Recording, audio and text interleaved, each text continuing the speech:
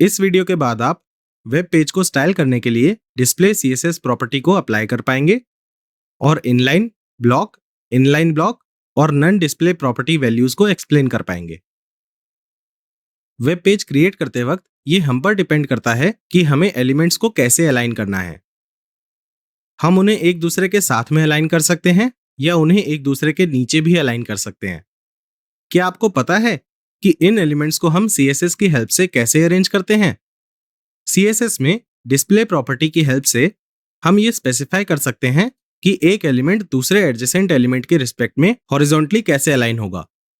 हम इस स्टेटमेंट को कुछ देर में डिटेल में समझेंगे, पर अभी के लिए ये याद रखते हैं कि ये किसी भी एलिमेंट की हॉरिजॉन्टल अलाइनमेंट को स्पेसिफाई करने में हेल्प करता है with respect two adjacent elements.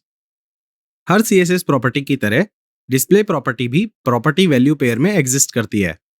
इसमें मेनली 4 वैल्यूज होती हैं: ब्लॉक, इनलाइन ब्लॉक और नन।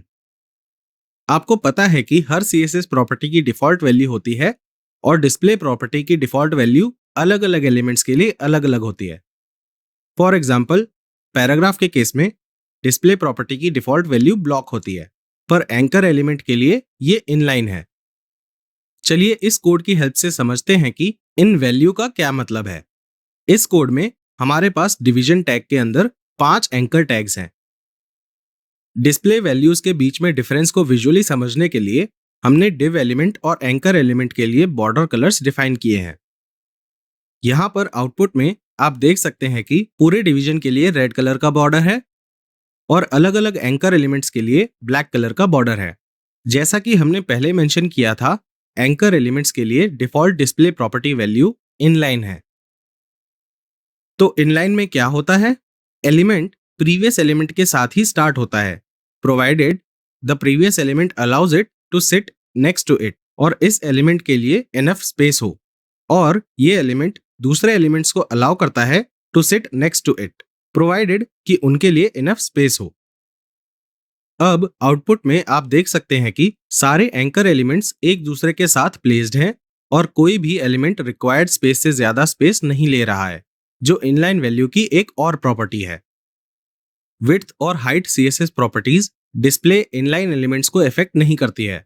इसका मतलब है कि अगर हमें इन एलिमेंट्स की विड्थ को इंक्रीज करना है तो हम वो नहीं कर सकते।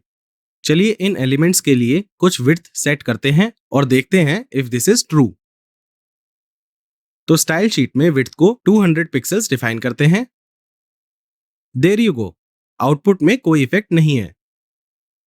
हाउएवर, मार्जिन और पैडिंग प्रॉपर्टीज काम कर रही हैं। इवन दो हमारा आउटपुट रैंडम लग रहा है, ये प्रॉपर्टीज फिर भी डिस्प्ले इनलाइन एलिमेंट्स पर काम करेंगी। चलिए अब नेक्स्ट वैल्यू पर चलते हैं, जो है ब्लॉक। क्योंकि एंकर एलिमेंट्स की डिफॉल्ट डिस्प्ले वैल्यू इनलाइन है, तो चलिए इसे पहले ब्लॉक में चेंज करते हैं। एक डिस्प्ले ब्लॉक एलिमेंट हमेशा न्यू लाइन से स्टार्ट होगा, और इसे आप आउटपुट में भी देख सकते हैं।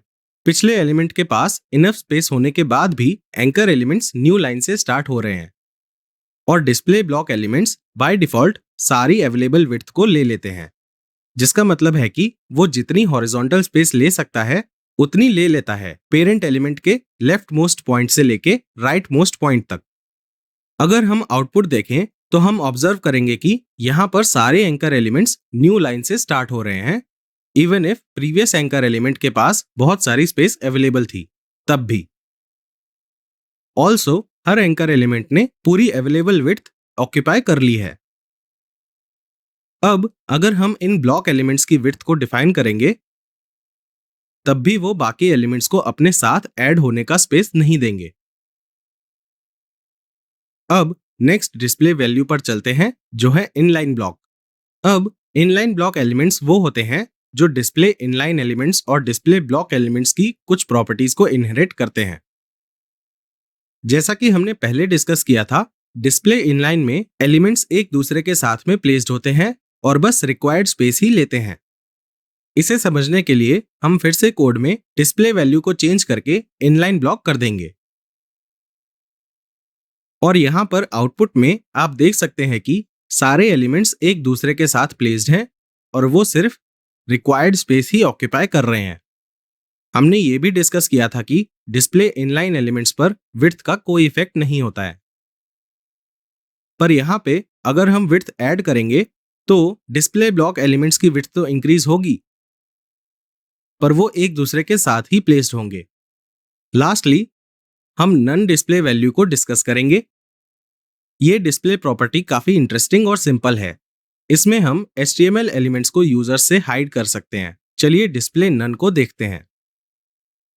हम डिस्प्ले वैल्यू को नन पे चेंज करेंगे और आउटपुट देखेंगे।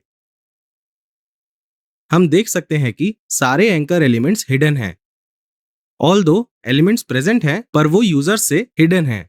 अब आप सोच रहे होंगे कि डिस्प्ले नन यूज करने का क्या पॉइंट है, जबकि अगर हम चाहें तो हम सिंपली उन एलिमेंट्स को HTML में इंक्लूड ही नहीं करेंगे। हो सकता है कि कभी कभी हमें इनिशियली किसी एलिमेंट की जरूरत हो, पर उसे किसी यूजर एक्शन के बेसिस पे डायनेमिकली हाइड करना पड़ सकता है। We will learn more about this later in the training. तो समराइज करने के लिए ये रहा इन तीनों वैल्यूज में डिफरेंस। आप वीडियो को यहाँ पर पॉज करके इस समरी को उस कोड से कोरिलेट करके पढ़ सकते हैं जिसे हमने पहले डिस्कस किया था। Coming up next